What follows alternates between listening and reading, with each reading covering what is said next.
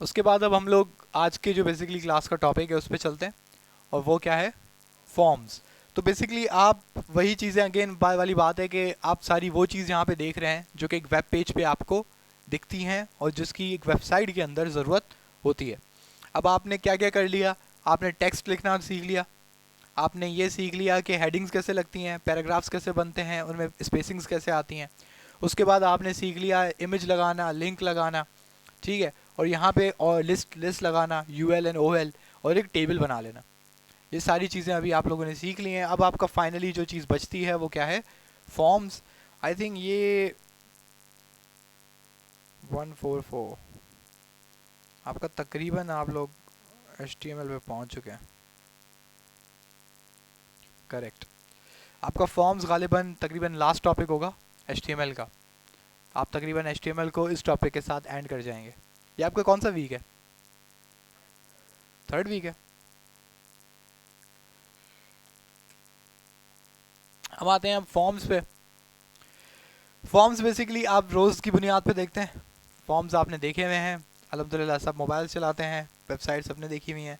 तो आप simple Google पे लॉगिन करने आते हैं या आप फेसबुक पे लॉगिन करने आते हैं, तो आपके पास एक इनपुट दिखता है। उस इनपुट में आप अपना यूज़र नेम पासवर्ड लगाते हैं और लॉगिन का बटन प्रेस कर देते हैं या साइन अप फॉर्म फिल करते हैं।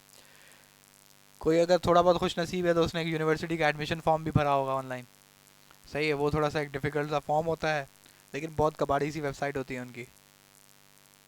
तो खैर, अब फॉर्म्स अभी तक अच्छा मज़े की बात है, जो आपने काम किया है वो आपने एज अ प्रोग्रामर जो अपने यूज़र को दिखाना था आपने वो काम किया है।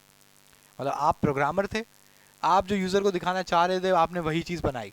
अब यूज़र मजबूर है, वो कुछ कह नहीं सकता आपको, वो बस आपकी वेबसाइट देख सकता है। तो वेबसाइट इतनी इस हद तक काफ़ी नहीं होती कि हम जो चीज़ चाह रहे हैं बस यूज़र को वो दिखा दें।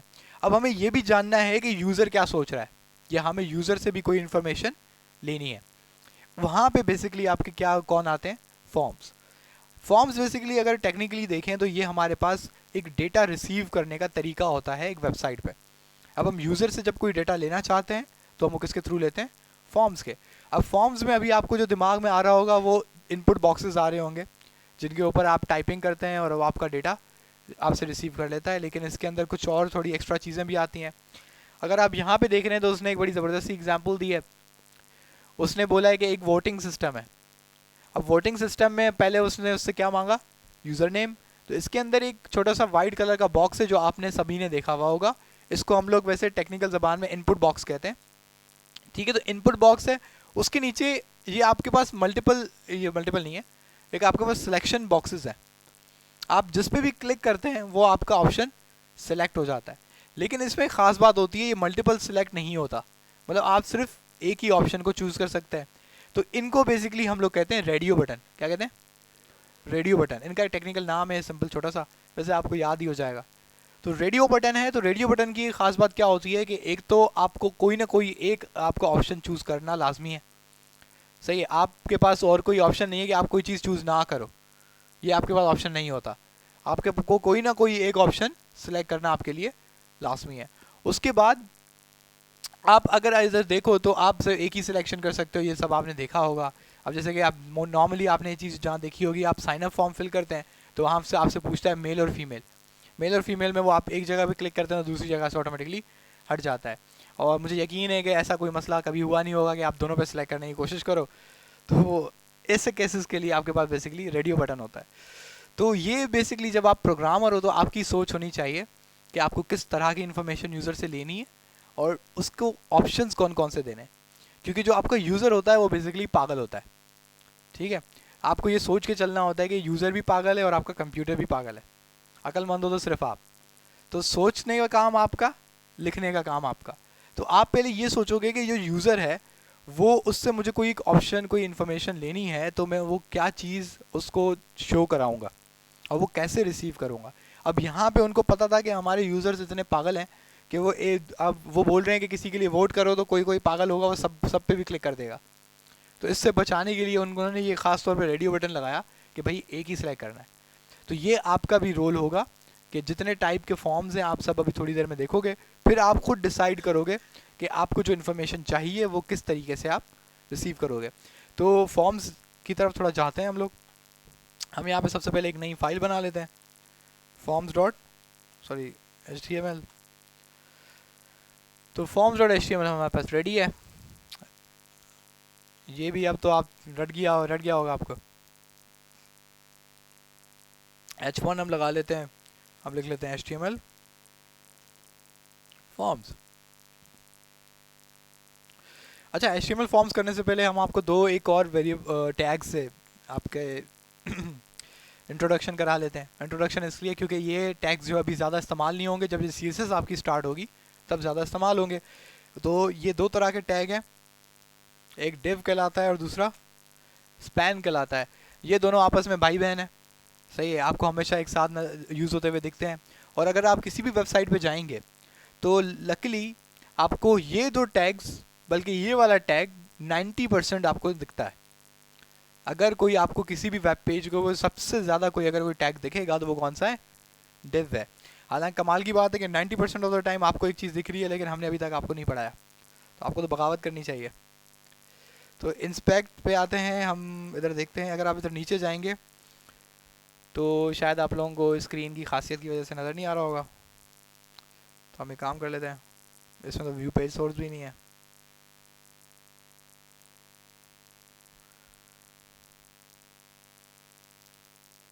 तो अगर आप यहाँ पे थोड़ा देखें तो इधर आपको ये जो टैग्स इधर साइड पे दिख रहे हैं, ये सारे क्या हैं, div।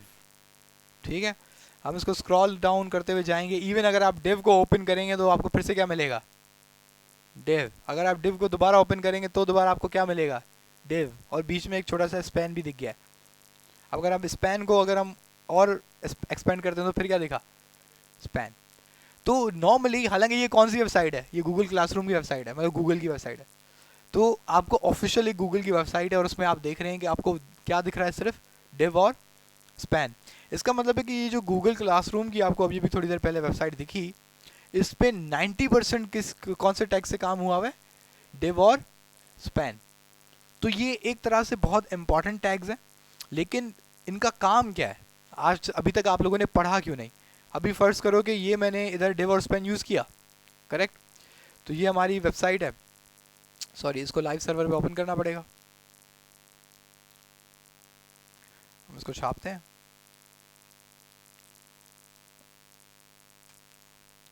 हमने ओपन कर लिया HTML फॉर्म्स। तो ये तो H1 था, div और स्पैन तो हमें कुछ दिखाई नहीं, सही है। तो ये क्या अब चीज़ है कि भाई हम एक 90% ऑफ द टाइम एक वेबसाइट पे यूज़ होने वाला टैग, लेकिन ना उसका कुछ चीज़ दिख रही है, ना वो अभी तक आपने पढ़ा। उसकी पहली वजह यह है कि हमने जब कल टेबल का नाम लिया था, तो टेबल के टैग के साथ मैंने एक लफ्ज़ इस्तेमाल किया था कि वो किस तरह का टैग है, कंटेनर टैग्स है। तो कंटेनर टैग्स में जो आपका टेबल था वो भी एक कंटेनर है, UL है वो भी कंटेनर है, OL है वो भी एक कंटेनर है। उसके अलावा जो दो सबसे पॉपुलर कंटेनर हैं वो कौन से हैं, div और स्पैन। टेबल सिर्फ टेबल बनाने के लिए कंटेनर है, सही है। उसके अलावा UL अनऑर्डर्ड लिस्ट बनाने के लिए कंटेनर है, इसी तरीके से OL एक ऑर्डर्ड लिस्ट बनाने के लिए कंटेनर है। तो ये इनका एक मखसूस मकसद है। लेकिन div और span जो हैं ये आपके ऐसे कंटेनर टैग्स हैं जो आप कहीं पे भी किसी के लिए भी इस्तेमाल कर सकते हो, इसकी कोई मखसूस चीज़ नहीं है। इवन आप एक पूरे के पूरे टेबल कोड किसके अंदर रख सकते हो, div के अंदर। आप पूरे के पूरे एक फॉर्म को किसके अंदर रख सकते हो, span के अंदर। ये एक यूनिवर्सल कंटेनर टैग्स हैं। अब कंटेनर आपको पता है एक डिब्बे को कहा जाता है, कोई ऐसी चीज़ जो जिसके अंदर आप दूसरी चीज़ें रख सकते हैं। जैसे आपका बैग है वो भी एक कंटेनर है, सही है। एक तो बड़े बड़े आपके पास ट्रकें नज़र आती हैं, वो बहुत बड़े बड़े कंटेनर्स हैं। तो कंटेनर बहुत तरह के होते हैं, साइजेस डिफरेंट होते हैं, शेप्स डिफरेंट होती हैं। तो एक सिंपल सी एग्जांपल है कि अब इन दोनों में क्या फ़र्क है। अगर दोनों कंटेनर्स हैं तो अगर div कंटेनर था तो स्पैन की क्या ज़रूरत पड़ी, अगर स्पैन कंटेनर था तो div की क्या ज़रूरत पड़ी। तो इसका बहुत छोटा सा एग्जांपल है कि आपके पास एक होता है कार्टन, आपने सबने कार्टन तो देखा है, और एक होती है बोरी, सही है। अब दोनों कंटेनर्स हैं, दोनों का काम क्या है कि आप उसके अंदर कोई भी सामान भर के ले जा सकते हैं, लेकिन दोनों में एक बहुत इंपॉर्टेंट फ़र्क है। कंटेनर जो आपका कार्टन है वो अपनी शेप बरकरार रखता है। तो ऐसी चीज़ें जिसको हम चाहते हैं कि वो एक बिल्कुल ऑर्गेनाइज किस्म से हम उसको भेजें, पैक करके भेजें, तो हम उसके लिए क्या इस्तेमाल कर लेते हैं, कार्टन। हम नहीं चाहते कि किसी का डब्बा ख़राब हो, हम नहीं चाहते कि वो अंदर कोई शेप ख़राब हो या कोई खुफिया चीज़ भेजनी है तो कर्टन, क्योंकि किसी को पता नहीं चलेगा कि अंदर क्या है, तो उसके लिए हम कार्टन इस्तेमाल करते हैं। लेकिन अगर एक बोरी है तो एक तो वो उसकी कोई खुद की कोई शेप नहीं है, अगर आप उसको फेंकते हैं तो वो बिल्कुल ज़मीन पर गिर जाएगी, उसकी अपनी कोई शेप नहीं है। आप उसके अंदर जो सामान रखते हैं बेसिकली वो उसकी शेप लेती है। ये बात समझ आ रही है? हालांकि आप बोल रहे होगे पता नहीं क्या बता रहे हैं, हम थोड़े बच्चे थोड़ी हैं कि ये बातें नहीं पता, लेकिन उनका ताल्लुक यहाँ पर है। ठीक है, तो आपका जो कार्टन है बेसिकली वो कौन है? डिव है। और आपकी जो बोरी है वो कौन है? स्पैन है। अब जिस तरीके से मैंने कहा कि बोरी अगर आप ज़मीन पे फेंकेंगे तो उसका कोई आपकी जगह वो खुद नहीं घेरती, वो हमेशा जिस चीज़ को उसके अंदर आप रखते हैं तो वो उसका एरिया उठाती है, मतलब वो उसका वॉल्यूम, उसका एरिया, उसकी जगह जो घेरती है वो उतनी ही घेरेगी जो सामान उसके अंदर है। कार्टन का ये नहीं होता, कार्टन को फुल भरें, आधा भरें या खाली छोड़ दें, वो अपनी जगह घेरेगा। ये सेम काम किसका है? डिव का है। डिव आपकी बेसिकली एक पूरी लाइन घेरता है। आप फिर भले उसमें आधी चीज़ रखें, पूरी चीज़ रखें, पूरी लाइन भरें, आधी लाइन भरें, वो हमेशा क्या करेगा? पूरी लाइन घेर लेगा। पहला मसला। दूसरा मसला, वो हमेशा एक न्यू लाइन बनाएगा, मतलब वो ऊपर वाले एलिमेंट से थोड़ा एक लाइन नीचे आएगा और जो नीचे वाला एलिमेंट होगा उससे एक लाइन ऊपर आएगा। बिल्कुल वैसे ही जैसे आपका कार्टन है, वो बेसिकली एक बॉक्स बना लेता है। एक पूरा जैसे कार्टन एक बॉक्स है तो वो बिल्कुल एक बॉक्स बनाता है और वो उस बॉक्स में किसी और को आने नहीं देता, वो कहता है अब ये मेरी जगह है। सही है। हालांकि स्पेन बहुत मासूम है, स्पेन को आप जहाँ रखते हैं वहाँ फिट हो जाता है। सही है, जिसके बराबर में रखते हैं उसके बराबर में आ जाता है। आप इसको लिंक के बराबर में रखेंगे चुपचाप आ जाएगा, आप इसको इमेज के बराबर में रखेंगे तो भी आ जाएगा। तो इसकी कोई अपनी जगह नहीं होती। हाँ, इसके अंदर अगर आप कोई चीज़ लिखते हैं, कोई चीज़ आप इसमें सेव कराते हैं तो वो ये उसका वॉल्यूम उठा लेता है। ये बात समझ आ रही है? अभी ये मैं क्यों कह रहा हूँ कि अभी तक आप लोगों को ये चीज़ पढ़ाई नहीं गई है या इसका आपका काम अभी नहीं है, वो इस वजह से कि इनको कंट्रोल करना CSS का काम है। डिव और स्पैन को सबसे ज़्यादा कंट्रोल किया जाता है वो किसके थ्रू? CSS के थ्रू।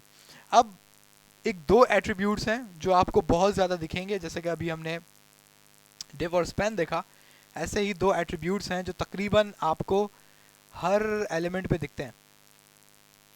आपको यहाँ पे दिख रहा है इसने एट्रीब्यूट इस्तेमाल किया हुआ है क्या?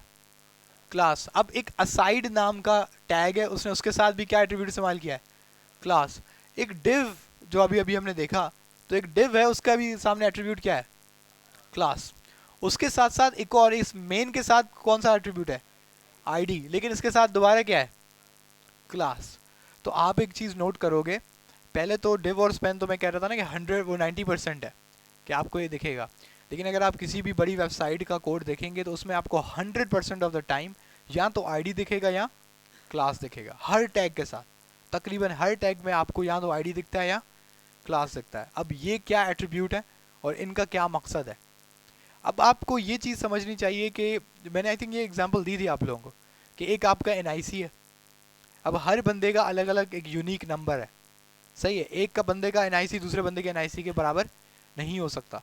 इससे क्या फ़ायदा होता है कि मुझे अगर किसी एक बंदे की शनाख्त करनी है तो मुझे पता है कि ये कौन है। सही है, करोड़ों लोगों में से मुझे पता है कि वो बंदा कौन है, वो क्योंकि वो एक नंबर सिर्फ उसके पास। तो यही काम किसका है? आईडी का। आईडी हमेशा, अब इन्होंने आईडी C17 किसको दी हुई है?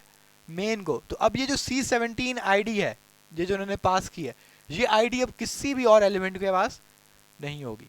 इसका फ़ायदा क्या होता है कि जब आप CSS को लगानी है इस टैग पे, तो आप CSS को बता देते हैं कि एक ऐसे टैग पे ये उसका कलर ब्लू कर दो जिसके पास आईडी क्या है? C17।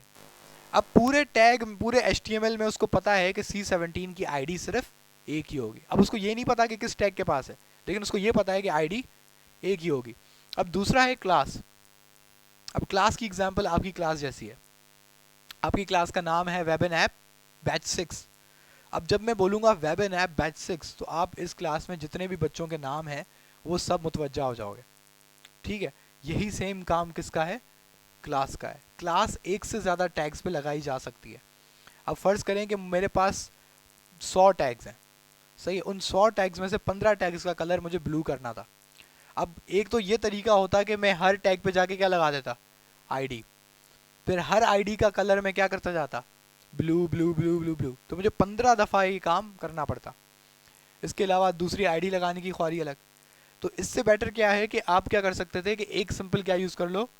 क्लास। जब आपने एक क्लास यूज़ कर ली तो अब उस क्लास के अंदर जितने भी टैग्स होंगे उनको पता चल जाएगा ये किसकी बात कर रहा है, हमारी।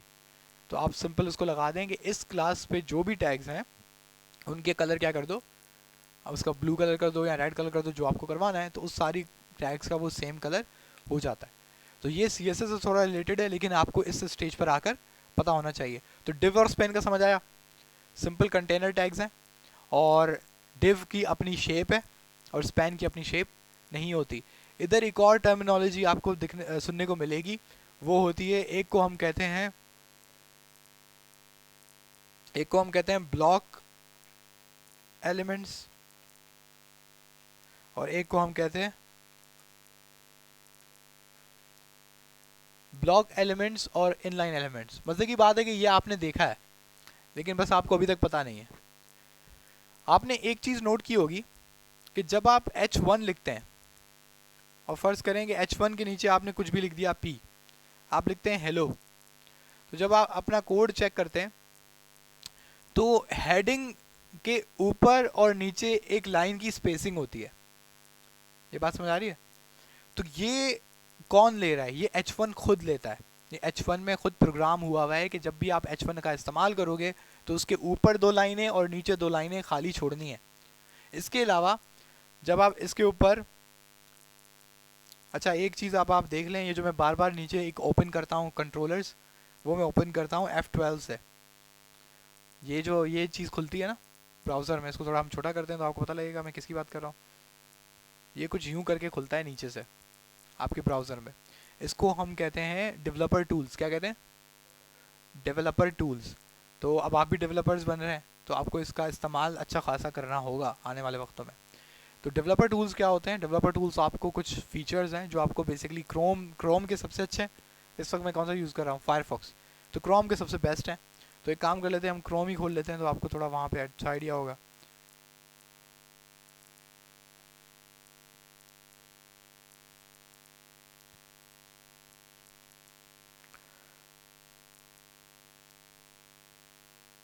तो हमारे पेज खुल गया है, अब हम इसको बंद कर लेते हैं कि ताकि हमारा, बल्कि बुक खुली हुई है, इसको नीचे कर लेते हैं। अब अगर मैं यहाँ पे आके क्या प्रेस करता हूँ? F12। जब मैंने F12 प्रेस किया तो ये साइड से खुल के आ गया। वैसे इसको आप खुद भी कंट्रोल कर सकते हो। अगर ये इसको स्पेस को हम आगे ले आते हैं तो आई थिंक यहीं कहीं पे इसकी इंफॉर्मेशन होती है कि आप कैसे इसको चेंज कर सकते हैं। यहाँ से ये 3 डॉट्स नज़र आ रहे हैं। अभी आपसे पूछ रहा है कि इसको लगाना कहाँ है, इसको राइट पे लगाना है, इसको नीचे लगाना है, इसको लेफ़्ट साइड पे लगाना है, इसको अलग ही कर देना है। तो नॉर्मली ये मुझे ज़्यादा अच्छा लगता है क्योंकि ऊपर आपका HTML का पेज नज़र आ रहा होता है और नीचे आपके डेवलपर टूल्स नज़र आ रहे होते हैं। अब इस डेवलपर टूल्स पे आप देखोगे तो आपके पास बहुत सारे ऑप्शंस हैं। आप यहाँ से शुरू करें, element, console, sources, network, performance, memory, application, security, light house, recorder and so on. ठीक है, अब ये बहुत सारे टैब्स हैं जो आप ही के लिए बनाए गए हैं, डेवलपर्स के लिए, उनकी हेल्प आउट करने के लिए। इस वक्त जो आप सबसे ज़्यादा इस्तेमाल करोगे वो कौन सा है? पहला एलिमेंट्स। एलिमेंट्स का बेसिकली क्या मतलब है? वो बेसिकली आपसे बात कर रहा है HTML की, कि जिस पेज पे आप खड़े हुए हो आप उसकी HTML यहाँ पे देख सकते हो। जब आप इस पर क्लिक करते हो तो आपको दिखता है कि जो अभी हमने VS कोड पे HTML लिखी है वो सारी की सारी HTML हमें यहाँ पे नज़र आ रही है। लेकिन उसके साथ ही जब आप अब इस पर होवर करोगे, माउस का अपना बटन लेकर जाओगे, तो ये मेरा H1 था। अब जब मैंने H1 के ऊपर होवर किया तो आप देख रहे हैं कि वहाँ पे उसने ना कुछ कलर्स बना लिए हैं। इसको हम थोड़ा छोटा करते हैं ताकि आपको अच्छा सा नज़र आए। अब देखिए मैं इसको H1 पे मैं लेकर गया तो आपको दिखा रहा है कि ये पूरा का पूरा एरिया आपको सिलेक्टेड दिखा रहा है यहाँ तक। अब इससे एक बात हमें वाज़ेह नज़र आ रही है कि हालांकि HTML फॉर्म्स का डेटा यहाँ तक है, लेकिन वो दिखा रहा है कि ये वाला जो टैग है H1 का, इसने पूरी की पूरी ये रॉ घेरी हुई है। और कहाँ तक घेरी हुई है? यहाँ से स्टार्ट हो रही है जहाँ से येलो का रीजन है, और कहाँ पे ख़त्म हो रही है? यहाँ पे। जो टैग पूरी की पूरी आपकी रॉ घेरे, जो टैग पूरी की पूरी रॉ घेरे, उसको हम क्या कहते हैं? Block element. क्या कहते हैं? Block element. ब्लॉक एलिमेंट वो एलिमेंट होता है जो बेसिकली अपना एक ब्लॉक बनाता है, यानी कि अपना एक स्क्वायर बनाता है, उसको हम कहते हैं ब्लॉक एलिमेंट। उसके बाद हम लोगों ने एक और टैग पढ़ा था,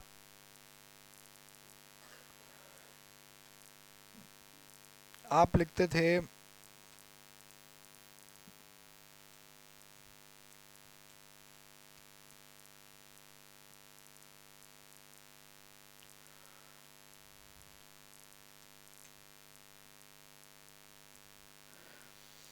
अब जब आप इधर आएंगे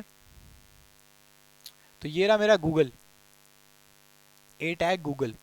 जब आप ए टैग गूगल या एफ बी, ए टैग गूगल पे आप क्लिक रखेंगे तो आपको ये ऊपर से छोटा सा बता रहा है कि ए टैग है, ठीक है। लेकिन आप देख रहे हैं कि वो जो अब सिलेक्शन एरिया है वो जहाँ से गूगल का जी स्टार्ट हो रहा है बिल्कुल उधर से शुरू हो रहा है, और ई जहाँ पे ख़त्म हो रहा है वहाँ पे वो ख़त्म हो जा रहा है। इसका मतलब है ना ये पूरी लाइन घेर रहा है, सही है, ना ये इजाफी कोई जगह घेर रहा है ऊपर नीचे से, जैसे नहीं ये घेर रहा था, वो येलो इसलिए दिखा रहा था बेसिकली कि ये दो अलग एक्स्ट्रा लाइनें इसने घेरी हुई हैं। तो ये नज़र आ रहा है कि जहाँ से शुरू हुआ वहाँ से इसका टैग भी शुरू हुआ, जहाँ पे वर्ड ख़त्म हुआ वहाँ पे उसका टैग भी ख़त्म हुआ। तो बेसिकली इन टैग्स को हम कहते हैं इन लाइन टैग्स। क्या कहते हैं? In line tags. मतलब ये न्यू लाइन नहीं लेते, ये एक ही लाइन में रहते हैं। तो अब क्योंकि ये दोनों इन लाइन टैग्स थे तो ये आपस में क्या हो जाएंगे, चिपक जाते हैं। क्यों? क्योंकि इनके बीच में आपने कोई भी न्यू लाइन नहीं दी, ये अपनी न्यू लाइन नहीं बनाते जैसे H1 और पैराग्राफ बनाते हैं। अब ये इसका सिंपल चेक करने का आसान तरीका है, आप टैग लगाएं, आप यहाँ पर आएँ और यहाँ पे देखें अगर उसने पूरी लाइन घेरी हुई है तो इसका मतलब वो कौन सा टैग है, ब्लॉक लेवल टैग है या ब्लॉक एलिमेंट है। उसके बाद अगर उसने पूरी लाइन नहीं घेरी हुई, सिर्फ छोटी सी लाइन घेरी हुई है जो उसकी जगह है, तो वो किस तरह का टैग हुआ, इनलाइन टैग हुआ। सही है। तो ऐसे ही एक बड़ा इंटरेस्टिंग सा केस है, हमने इमेजेस की थी, हमने इमेजेस की थी राइट। इमेजेस जैसे क्या होना चाहिए, ब्लॉक होना चाहिए इनलाइन,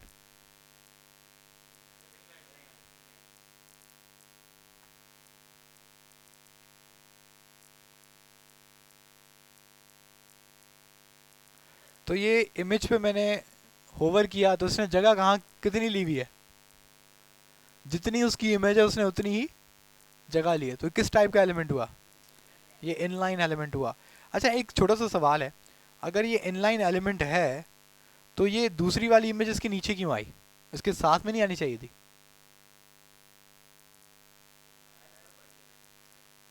क्या? अच्छा तो इसका मतलब है कि अगर हम इसको छोटा करेंगे तो वो दोनों आपस में एक साथ आ जाएंगे, क्योंकि इस इमेज का साइज़ बड़ा है। तो जब आप ब्राउज़र को कंप्रेस कर रहे हैं तो दूसरी लाइन में चली जा रही है। अब जब मैंने इसको साइज़ को जूम आउट किया तो उसको ज़्यादा स्पेस मिल गई, तो नीचे वाली इमेज ऊपर चली गई। क्यों? कि किस टाइप का एलिमेंट है, इनलाइन एलिमेंट है। अब इमेज को हम हटा दें, हम आते हैं फॉर्म्स में दोबारा। हमने पढ़ा ए एच रेफ, ये इनलाइन है और ये दोनों ब्लॉक लेवल एलिमेंट है। तो अब मज़े की बात है कि आपने डिव पढ़ा, डिव किस टाइप का एलिमेंट है, ये ब्लॉक लेवल एलिमेंट है। और एक कंटेनर टैग है, कंटेनर टैग का मतलब है कि इसके अंदर हम कुछ भी रख सकते हैं। सही है। तो मैं क्या करता हूँ, इस डिव के अंदर ये जो हमारा ए टैग है इसको मैं पेस्ट कर देता हूँ। मैं एक और डिव बनाता हूँ और इसके अंदर क्या रख लेता हूँ, एफ बी। तो ये H1 के नीचे जाते हैं,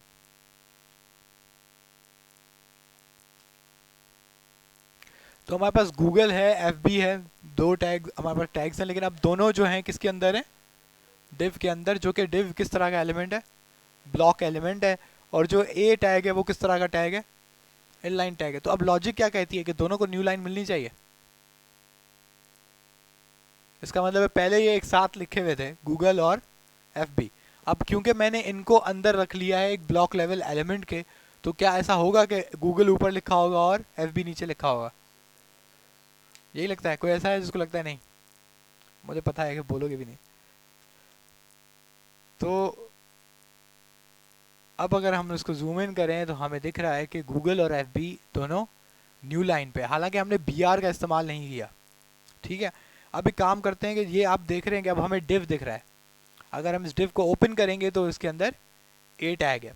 अगर हम इस ए टैग के ऊपर डायरेक्टली क्लिक रखेंगे तो वो हमें बता रहा है कि ये किस टाइप का टैग है, इनलाइन टैग है। लेकिन अगर जिस डिव के अंदर ये पड़ा हुआ है अगर आप उस पर रखोगे तो वो एक पूरी की पूरी लाइन उसने घेरी हुई है। तो ये किस तरह का डिव, किस तरह का टैग हुआ, ब्लॉक टैग हुआ। अब मसला ये है कि अगर आप इस डिव के अंदर कोई भी और टैग रख लेते हैं, भले वो इनलाइन हो, ब्लॉक हो, कुछ भी हो, तो ये डिव उसको क्या बना लेता है, एक ब्लॉक लेवल बना लेता है, मतलब कि वो दूसरे टैग से उसको अलग कर देता है, एक न्यू लाइन में लगा देता है। ये बात समझ आ रही है? उसके बाद अब हम लोग फाइनली फॉर्म्स पे आते हैं, जो बेसिकली आज का टॉपिक था। तो फॉर्म में आपको पता है कि पहले क्या लगेगा, एक फॉर्म का कंटेनर टैग लगेगा। अब इस फॉर्म का खुद कुछ काम नहीं है, बस ये यहाँ पर है ये बताने के लिए कि ये क्या चीज़ लिखी जा रही है, फॉर्म लिखे जा रहा है। अब फॉर्म में जो सबसे इम्पॉर्टेंट और सबसे ज़्यादा यूज़ होने वाला टैग है वो क्या है, इनपुट टाइप टेक्स्ट। अब ये टाइप क्या है, एट्रीब्यूट। क्या है ये, एट्रीब्यूट, यानी कि एक्स्ट्रा इन्फॉर्मेशन है, किसके लिए, इनपुट का टैग के लिए। अब ये एट्रीब्यूट का नाम क्या है, टाइप, और टाइप इसने क्या बताई हुई है, टेक्स्ट। अभी थोड़ी देर में पता चल जाएगा इसका टाइप टेक्स्ट का क्या मतलब है। लेकिन एक और चीज़ हमने एक नोट की यहाँ पर कि इस इनपुट टैग का क्या नहीं है, क्लोजिंग टैग नहीं है। तो ये किस तरह का टैग है, सेल्फ क्लोजिंग टैग है। अब अगर हम इस फॉर्म्स के इधर आते हैं तो हमारे पास एक बॉक्स ओपन हो चुका है। अब अगर हम इस बॉक्स पे क्लिक करते हैं तो हमारे पास ये बिल्कुल वैसे ही काम करता है जैसा हमें वेबसाइट्स में दिखता है। इसका मतलब है कि अगर आप इस पर क्लिक करेंगे तो आपको ये कर्सर नज़र आ रहा है, तो इसका मतलब है कि यहाँ पे हम कुछ भी टाइप कर सकते हैं। अब क्योंकि आपने टाइप कौन सी लिखी थी, टेक्स्ट, तो टेक्स्ट का मतलब होता है कि नंबर्स, ABCD सारे कुछ सारे इसमें इंक्लूड होता है। तो आप इसमें कुछ भी टाइप कर सकते हैं। बात समझ आ रही है? अब एक और चीज़ हम देख लेते हैं, अगर हम इस इनपुट टाइप को कॉपी करें, अभी यहाँ पे कितने इनपुट हैं, 2। तो यहाँ पे हम आए तो इनपुट बॉक्सेस, इनके साथ क्या हुआ, दोनों एक साथ शो हो गए। अब दोनों एक साइड शो होने का क्या मतलब है, किस तरह का टैग है, इनलाइन टैग है। इसने न्यू लाइन नहीं उठाई, ये एक दूसरे के आगे आ गए, तो ये एक तरह का इनलाइन टैग है, ये आपको पता चलेगा। अब यहाँ पे ना एक चीज़ की मिसिंग है, फर्ज करो इसको हम मिटा देते हैं और यहाँ हम लिख लेते हैं नेम। हम यहाँ पे नेम लिखते हैं तो हमारे पास आ जाता है नेम। इसमें एक चीज़ की कमी है इस वक्त, वो क्या है, किस चीज़ की कमी है, प्लेस होल्डर। चलो अलग अलग चीज़ होगी, मतलब एक सिंपल सा फॉर्म में क्या ज़रूरी होता है, एक तो इनपुट बॉक्स होना ज़रूरी है और एक बटन होना ज़रूरी है जिस पे आप क्लिक करेंगे तो वो फॉर्म सबमिट हो जाएगा। तो अब बटन अभी तक आप लोगों ने नहीं पढ़ा, तो बटन लगाने के लिए सिंपल जो टैग इस्तेमाल होता है उसका नाम क्या है, बटन। सबसे आसान सबसे इजी टैग यही है। अब नाम से ही बता रहे हैं वो क्या करेगा। अब अगर हम पीछे आएंगे तो आपको बटन नज़र आ रहा है, नज़र आ रहा है, लेकिन वो बटन की तरह लग नहीं रहा। उसकी वजह यह है कि आपने ये नहीं बताया उसको कि इस बटन के अंदर दिखना क्या चाहिए। तो हम इसको बोलते हैं क्लिक मी, हमने लिखा क्लिक मी, तो अब ये लग रहा है वाकई एक बटन है। लेकिन बटन क्या, एक चीज़ हमें नज़र आई कि बटन इनपुट बॉक्स के बराबर में आ गया। इसका क्या मतलब है कि बटन भी किस तरह का टैग है, इनलाइन टैग है। तो अब अगर आप इस बटन को चाहते हो कि ये अलग शो हो तो आपके पास दो रास्ते हैं। यहाँ तो आप क्या इस्तेमाल कर लो, BR। आप BR इस्तेमाल करोगे वो नीचे आ जाएगा। आपके पास एक और तरीका है कि आप क्या कर लो, इसको डिव के अंदर रख दो, तो हमारे पास ये भी इसके अंदर सेव हो चुका है। तो ये हमारे पास न्यू लाइन आ गई किसको, CSS। इवन यहाँ पर एक और मसला है कि आप देख रहे हैं क्लिक मी इसके बिल्कुल चिपका है, क्लोज है। तो एक तो आप तरीका ये लगा सकते हैं जुगाड़ के आप BR लगा लें, वो एक लाइन नीचे आ जाएगा। लेकिन एक्चुअल इसका तरीक़ेकार क्या होता है, CSS में हम इसकी अलाइनमेंट वगैरह सेट करते हैं। इसको सेंटर पे दिखाना है, इसको अलग अलग तरीके से दिखाना है, तो वो हम बेसिकली CSS में करते हैं। इवन ये बटन तो हम कभी भी यूज़ नहीं करते, जो ये अभी ग्रे वाला बटन है। कौन सा, वो जो स्पेसिंग थी, आप उसको करोगे तो बेसिकली उससे थोड़ा बहुत स्पेस हो जाएगा, उधर उधर होता जाएगा, लेकिन अगेन वो फ़ायदा नहीं है क्योंकि हम वो तरीका इस्तेमाल ही नहीं करते। ठीक है, और ना सिर्फ ये बटन इस्तेमाल करते हैं, क्योंकि वो जो बटन आप देखते हैं वो बड़े खूबसूरत बटन होते हैं, ब्लू कलर के होते हैं, ग्रीन कलर के होते हैं, और वो उस पर आप होवर करते हैं तो वो अलग से कलर डार्क कर देता है। तो ये सारी जो फनकारी हुई हुई होती है ये CSS के थ्रू हुई हुई होती है, और जब आप CSS पढ़ोगे तो आपको ये सारे बटन्स आपको पता चल जाएंगे। तो अभी हम लोग वही वाला जुगाड़ यूज़ करते हैं कि इसके ऊपर क्या लगा लेते हैं, बी आर कैप्स लॉक के साथ तो बिल्कुल नहीं लगाते। तो अब अगर हम पीछे देखेंगे तो अब हमें थोड़ा सा जो है कुछ ना कुछ लग रहा है। तो हमने बेसिकली फॉर्म्स बनाना तो शुरू कर दिए हैं, लेकिन जैसा मैंने कहा था कि फॉर्म्स इतने आसान नहीं है और ना सिर्फ इतने छोटे से हैं। तो हम ज़रा बुक के पास जाते हैं और पूछते हैं भाई तुम्हारे पास कौन कौन से फॉर्म्स हैं। अब जब आप फॉर्म में आते हैं तो सबसे पहले बताता है कि कौन सा टैग लगाना है आपने, फॉर्म, और उसके अंदर आपने एक एट्रीब्यूट लगाना है और कौन सा, एक्शन। अब ये एट्रीब्यूट इस वक्त आपको इतना जानने की इसके बारे में ज़रूरत नहीं है, लेकिन अगर आपको मैं सिंपल तरीके में बता दूं तो आपका एक फॉर्म तो है, सही है, लेकिन वो फॉर्म जब सबमिट हो गए, सबमिट का बटन आप दबाएंगे तो वो फॉर्म जाएगा किधर, सही है, उसको भेजना कहाँ है। जैसे आप लेटर लिखते हैं तो लेटर के पीछे एड्रेस बताते हैं कि ये पहुँचना कहाँ है, तो उसी तरीके से ये जो एक्शन का एट्रीब्यूट है इसमें आप बताते हैं कि ये फॉर्म जाएगा किधर, सही है। वो सर्वर का वो लिंक देते हैं, वो यूआरएल देते हैं जो बेसिकली जहाँ पे ये फॉर्म जाना होता है। और आप जब Node.js पे पहुँचोगे तो आप यही वाला काम कर रहे होगे, तो ज़्यादा टेंशन वाली बात नहीं है, ज़्यादा दूर नहीं है आप। तो उसके बाद ये मेथड है, अगेन ये वाला मेथड भी जो है ये आपको जब आप Node.js पढ़ोगे तो आपको पता लगेगा कि मेथड क्या होता है। इस मेथड के अंदर पूरी कहानी है। जब आप रिएक्ट भी पढ़ रहे होगे तो आपको इस मेथड की ज़रूरत पड़ेगी, तो खैर तब हम इसको बहुत डिटेल में पढ़ेंगे। तो उसके बाद हम लोग पहुँचे थे इनपुट पे। इनपुट का टैग हमने इस्तेमाल किया और हमने देखा कि VS कोड ने हमें सबसे पहले ही कौन सा टाइप दिया, टेक्स्ट, क्योंकि VS कोड को पता है कि सबसे ज़्यादा इस्तेमाल होने वाला अगर कोई इनपुट है तो वो कौन सा है, टेक्स्ट है। उसके बाद ये जो फनकारियाँ हो रही हैं इसको थोड़ी देर आप पॉज करें, लेकिन डायरेक्टली दूसरा टाइप ऑफ इनपुट कौन सा है, पासवर्ड। तो हम दोबारा अपने कोड में आते हैं, हम एक काम करते हैं, हम उसको बोलते हैं यार एक डिव निकालो, और ये जो पूरा नेम है ये कहाँ चला जाएगा, डिव में, सही है, ताकि उसकी एक अलग न्यू लाइन हो, एक अलहदा हो।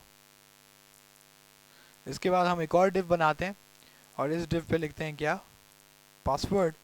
पासवर्ड के बाद हम लोग एक टैग यूज़ करते हैं कौन सा, इनपुट। इनपुट की हम टाइप क्या देते हैं, पासवर्ड, और हम इस टैग को क्लोज कर देते हैं। अच्छा एक बात आपको याद रहे कि ये हमेशा क्लोजिंग टैग में ये वाला फॉरवर्ड स्लैश होता है, ठीक है। तो आप इसको लगाएं ना लगाएं आपकी जो ब्राउज़र है वो समझ जाता है कि सेल्फ क्लोजिंग टैग है, लेकिन अगर आप इसको लगा भी देंगे तो कोई एरर नहीं आएगा, क्योंकि बेसिकली असल तरीका यही है कि ये आपका जब सेल्फ क्लोजिंग टैग हो तो उसका आखिरी में क्या आना चाहिए, फॉरवर्ड स्लैश। तो अब हमने लिख लिया पासवर्ड, ज़्यादा कुछ हमने नहीं बदला है, सेम टैग है, सेम टाइप है, बस हमने उसकी वैल्यू बदल दी है, पहले क्या थी, अब क्या लिख ली, पासवर्ड। तो अब हमें दिख रहा है कि ये न्यू लाइन पर तो है लेकिन दोबारा से चिपका हुआ है। जब ये दोबारा चिपका हुआ है तो हम यहाँ पे BR दे सकते हैं, तो ये थोड़ा सा आपस में फासला कर लेंगे। जब थोड़ा सा फासला हो गया तो अब हम देख रहे हैं कि दोनों में कोई ज़्यादा फ़र्क नहीं है, इनपुट ये वाला भी सेम है, लेकिन ये वाला अगर आप इस पर टाइप करोगे तो आपको क्या दिखता है, आपको दिखता है पासवर्ड। तो इसका मतलब है कि पासवर्ड ये डॉट डॉट डॉट जितने भी आपको दिखते हैं आपके पास वेबसाइट्स पे, उनकी टाइप क्या लगी हुई होती है, पासवर्ड। लेकिन आप एक और चीज़ देखते हैं कि यहाँ पर एक छोटी सी आंख बनी हुई होती है, सही, आप उसको क्लिक करते हैं तो आपका पासवर्ड शो हो जाता है। तो बेसिकली वो कुछ नहीं करता, वो जावास्क्रिप्ट का एक फंक्शन लगा हुआ होता है। जावास्क्रिप्ट क्या करती है कि ये पासवर्ड हटा के यहाँ पे क्या लिख देती है, टेक्स्ट। जब वो टेक्स्ट लिखती है तो अब आपको ये वाला जो पासवर्ड है ये आपको शो होने लग जाता है। सिर्फ इतना सा फ़र्क होता है और कुछ भी फ़र्क नहीं होता, ठीक है। अब आप इसको दोबारा से यहाँ पे क्लिक करें और दोबारा से आप कर लें यहाँ पे क्या, पासवर्ड। ऐसे ही अगर हम लोग W3 स्कूल्स पे जाएं और हम लॉगिन पे दबाएं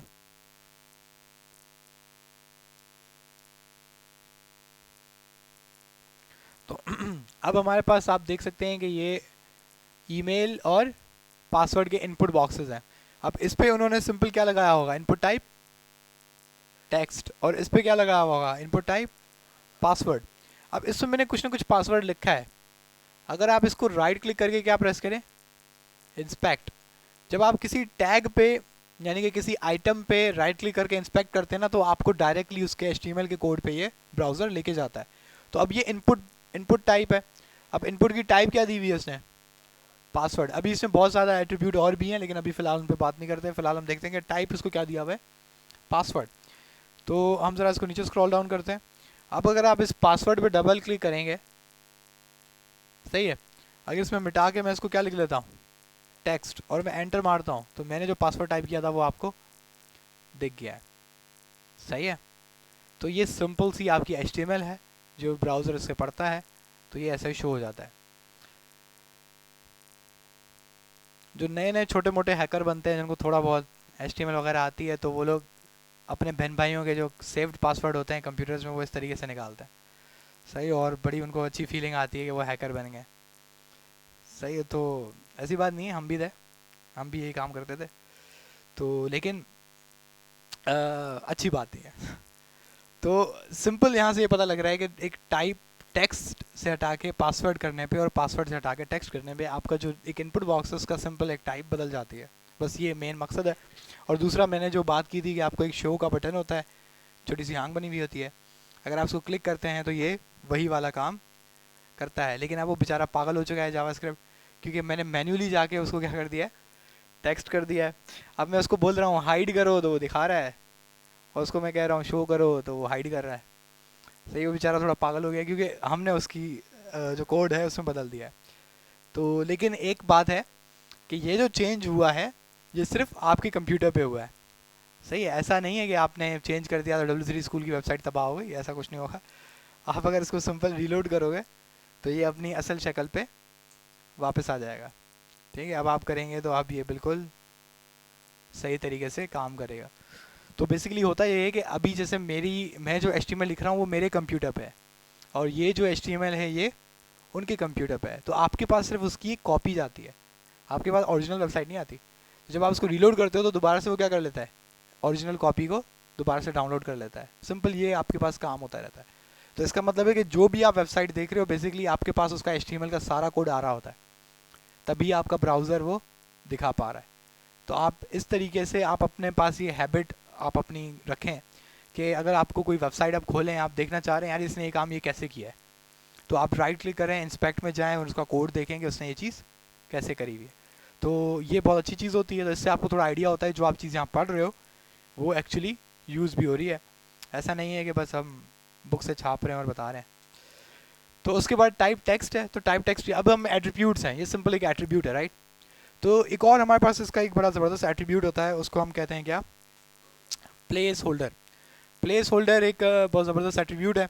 अगर फ़र्ज़ करो कि ये मैं मिटा देता हूँ नेम, और ये मिटा देता हूँ पासवर्ड, अब हमें पता कैसे चलेगा कि ये कौन सा क्या है, मतलब मुझे नहीं पता लग रहा है कि भाई ये कौन सा क्या है, क्योंकि कुछ डिज़ाइन फीचर्स ऐसे होते हैं जिसके अंदर ये साइड में लिखना नहीं चाहते। अब जैसे इन्होंने छोटा सा ऊपर ईमेल लिख दिया और छोटा सा यहाँ पे पासवर्ड लिख दिया। कुछ वेबसाइट्स में ये भी नहीं होता, लेकिन कुछ वेबसाइट में यहाँ पर ना ग्रे कलर का लिखा हुआ होता है पासवर्ड और सॉरी ईमेल और पासवर्ड, जिससे हमें पता लगता है अच्छा इधर ईमेल लिखनी है और इधर पासवर्ड लिखना है। तो वो किस तरीके से आता है, वो बेसिकली एक एट्रीब्यूट से आता है, और उस एट्रीब्यूट का नाम क्या है, प्लेस होल्डर। जब आप इधर लिखेंगे ईमेल और आप अपने कोड में वापस जाएंगे तो अब आपको ग्रे कलर का क्या दिखेगा, ईमेल। इसी तरीके से अब आप इसको भी प्लेस होल्डर लगाएंगे, और अगर आप लिखेंगे पासवर्ड, पासवर्ड का पी बड़ा रखते हैं, और हम इधर जाएंगे तो आपको क्या दिखेगा, पासवर्ड। अब हालांकि इसके आसपास ऊपर नीचे कुछ भी नहीं लिखा, लेकिन आपको पता है कि इधर आपको क्या चीज़ टाइप करनी है। इसके अलावा प्लेस होल्डर का एक खासियत है जो आपको याद रखनी चाहिए कि अगर आप इस पर क्लिक करते हो और कोई चीज़ टाइप करते हो तो ये जो ईमेल और पासवर्ड लिखा है ये बेसिकली आपकी टाइपिंग में कोई भी असर नहीं डालता। आपने देखा कि ये बिल्कुल शुरू से ही स्टार्ट हुआ, इसका जो एरो है ये स्टार्ट से स्टार्ट हो रहा है। और जो ईमेल है एक तरह का वाटर मार्क है। वाटर मार्क का मतलब होता है कि वो आपके पास एक्चुअल में नहीं होता, वो कहीं पे बस छोटा सा दिख रहा है बस। तो ये दोनों वाटर मार्क्स हैं, आपकी राइटिंग में इसका कोई असर नहीं होता। ऐसा नहीं है कि आपको पहले पासवर्ड मिटाना पड़ेगा फिर अपना पासवर्ड लिखना पड़ेगा, ऐसा नहीं होता। तो प्लेस होल्डर सिंपल इस काम के लिए होता है, लेकिन हमेशा ऐसा नहीं होता।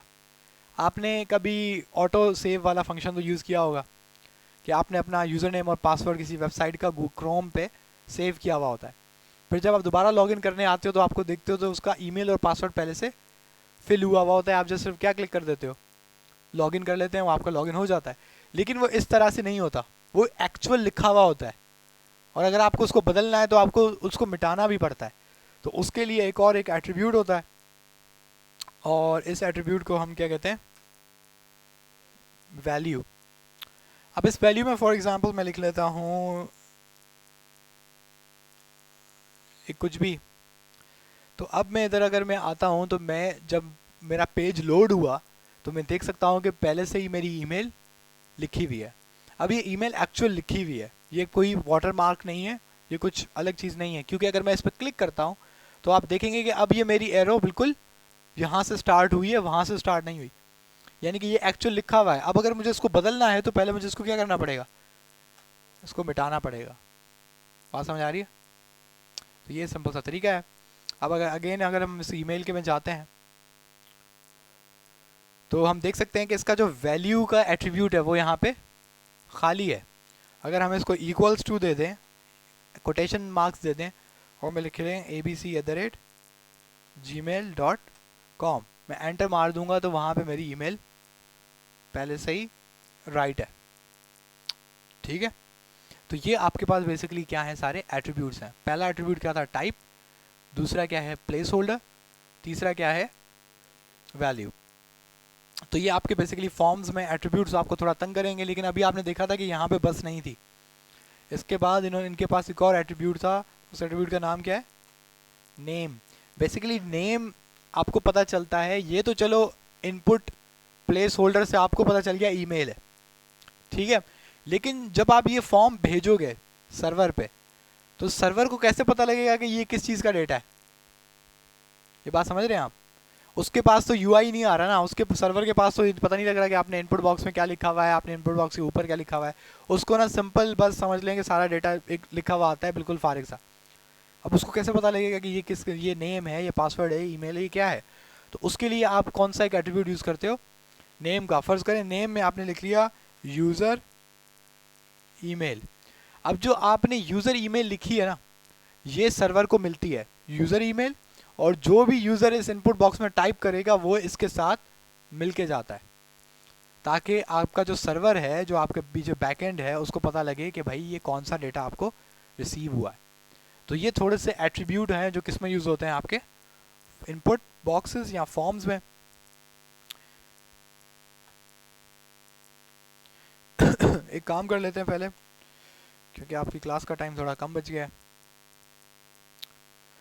पिछला असाइनमेंट यकीनन आप सबने कर लिया होगा, नहीं किया तो कल आपको 0 मिल जाएगा। Web and app 6 class work.